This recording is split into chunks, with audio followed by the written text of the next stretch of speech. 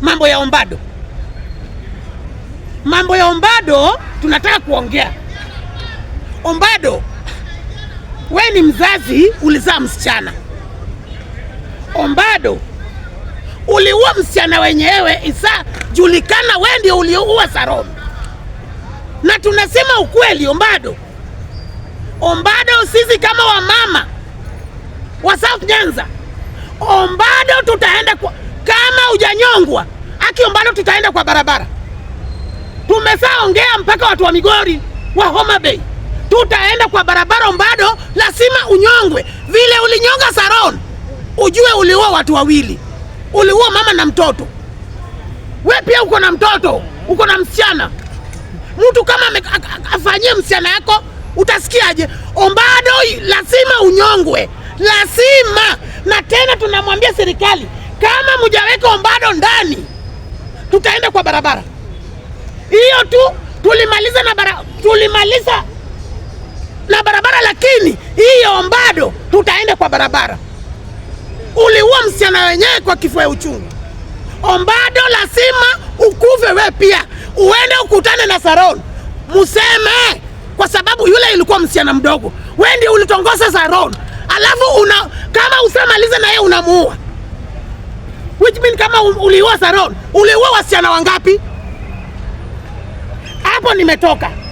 Naenda kwa maneno ya Ojwang. Sana maneno ya Ojwang, nataka kuongea maneno ya Ojwang.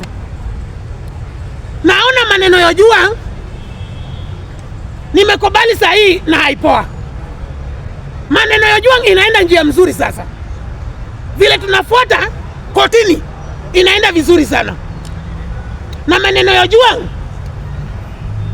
tunaona ukweli inatoka. Tunaona imebaki tu mambo ya Mangathi kupeleka Ojwang Mangathi, ndio hapo nimeona imebaki. Tuliona vile Ojwang alisuka na gari hapa, vile Ojwang alipelekwa mpaka kwa cell, tuliona. Na nataka kusema mtu asichukue maneno ya Ojwang aweke kwa serikali. Hiyo ilikuwa kitu ya mtu binafsi. Serikali hayuko hapo. Kwa sababu serikali angejua maneno ya Ojwang, zile CCTV ingepatikana. Kwa sababu CCTV ilirabiwa. Na zile ilipatikana wapi? Which means serikali hayuko hapo. Maneno ya Ojwang iko kwa mtu binafsi. Na huyo mtu binafsi, hawa watu wasikwe. Wasiwache. Tena maneno ya Ojwang nilisikia uchungu kama mzazi. Vile nilifuata hii maneno, nilisikia uchungu. Maneno ya Ojwang serikali, nimeona Omolo Raymond umefanya kazi mzuri. Kwa sababu CCTV ilitoka juu ya Omolo. Naona watu wanaongea juu ya Omolo mbaya sana. Hizi CCTV ilitoka juu ya Omolo. Omolo ndiye alifanya hiyo kazi. Nasema maneno ya Ojwang wamalize hii wiki. Hata kama utamaliza Monday, maneno ya Ojwang, mwenye ako kwa maneno ya Ojwang, hata wakiwe polisi wangapi, waende ndani. Ni uchungu kwa mtoto ya mwenyewe. Kwa uchungu. Kwa sababu watu wangapi wasaongea maneno ya corruption hapa Kenya. Watu wangapi?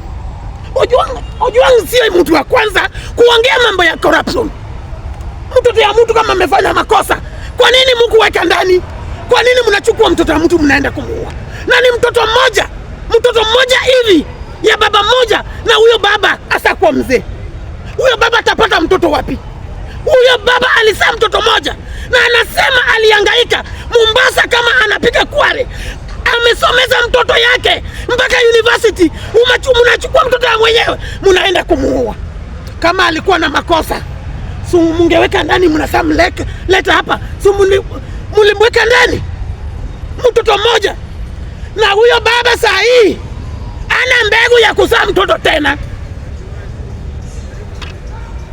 Muliwa mtoto yake ana mbegu. Huyo baba amebaki hivyo. Lakini Wakenya ni uchungu. Mimi nilisikia uchungu kama mzazi. Kwa sababu kifo yenye huyo kijana alikufa.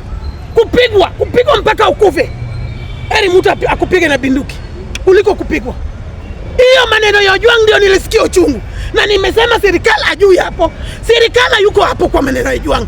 Hiyo ni kitu ya mtu binafsi, na nimesema huyo mtu hata wakoe wangapi wasikwe hapo. Nimetoka na narudi kwa baba yetu. Naitwa baba yetu. Huyo ndio baba yetu sahi. Sisi Raila alituacha kwa baba yetu. Huyo ndio baba tumebaki nayo, kwa sababu Raila alienda. Na kuambia Wajaluo mnadanganywa na kina Sifuna na kina Babu Owino, mnadanganywa haki ya Mungu. Fanya kazi. Shida ambayo tuko nayo Kenya, ama bwenyenye wanapinga serikali kwa sababu wao wakitoka Karen wanaingia kwa ofisi. Lakini sisi ambao tunajua mitaa, sisi ambao tunakaa kwa mitaa, sisi ambao tunakaa ground, tunaona matingatinga zinalima barabara, tunaona stima zinawaka kila mahali, tunaona maji kwa kila mahali, kwa sababu sisi ndio kwenye mitaa, tuko kwenye mitaa. Kwa mimi nataka niseme kwamba wale wanayepinga serikali ya Ruto, unajua kuna watu dunia hii walizaliwa kupinga authority ama kupinga uongozi. Hata yote akiwa watapinga tu.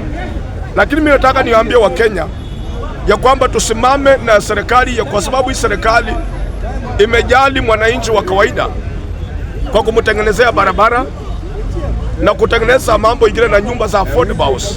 Kabla niingie kwa nyumba za affordable house, nataka niongee kuhusu loan. Watu wanasema ati Ruto anakopa sana. Kitu ya kwanza lazima tuelewe, wakati Ruto aliingia kwa serikali alipata kuna maloans. Na hizi loans ili alipe loni, kama hataongeza ushuru basi itabidi aende achukue loan nyingine ndio ili alipe ile loan ambayo alipata ikiendelea. Watu wanasema ushuru iko juu, watu wanasema anakopa sana.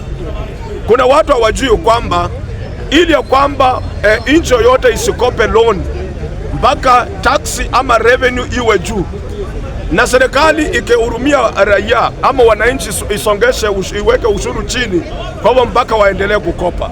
Kwa mimi nataka niambie wale wanasema Ruto anakopa sana, itabidi akope ndio at least ya kwamba taxi isiwe juu.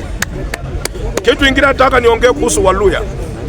Nimesikia kiongozi mmoja wa Waluya jana anaongea kwa radio, anasema ati Waluya wasiingie nyumba za affordable kwa sababu ati hawezi wakavuka kuku. Mimi nataka niambie huyo kiongozi, hiyo mentality ya kuku Waluya wametoka. Waluya wanataka mahali watapaka magari. Waluya wanataka kaa katika manyumba nzuri. Wewe unawaambia ati waendelee kuvuka kuku. Wakikuyu sai wamejenga manyumba Nairobi, Wakamba wamejenga, Wakisindio hao wamejenga sana Nairobi kwa sababu walienikarajiwa na viongozi wao. Lakini sisi Waluya tunaambiwa ati ya kwamba tusichukue nyumba za affordable.